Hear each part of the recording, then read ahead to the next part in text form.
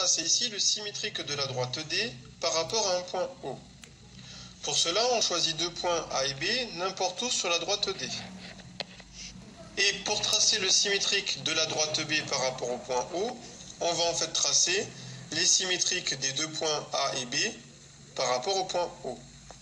Donc pour cela, on a besoin d'une règle et d'un compas. On va commencer par tracer le symétrique du point A par rapport au point O.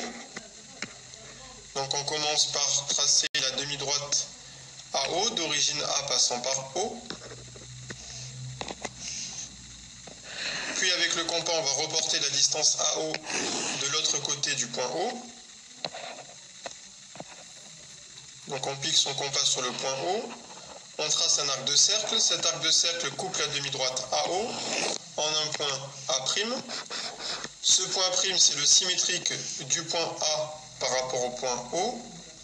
Cela veut donc dire que le point O est le milieu du segment AA'. On indique donc cela par un codage sur la figure. Une fois qu'on a tracé le symétrique du point A, on fait la même chose avec le point B. Donc on trace le symétrique du point B par rapport au point O.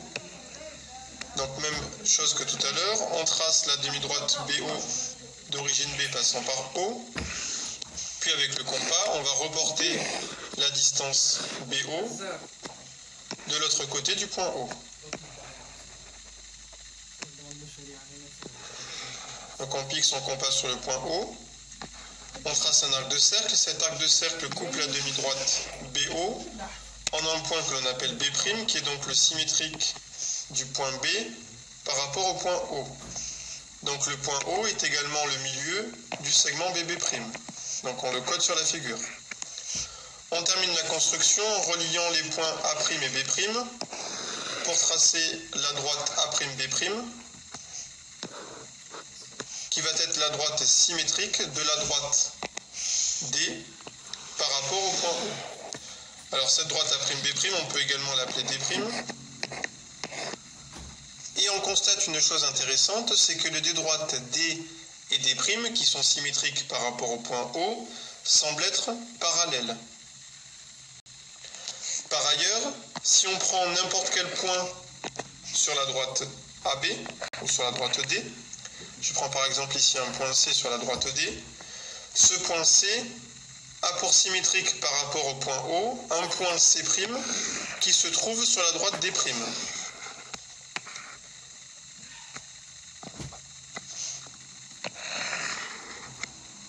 On obtient ici le point C'.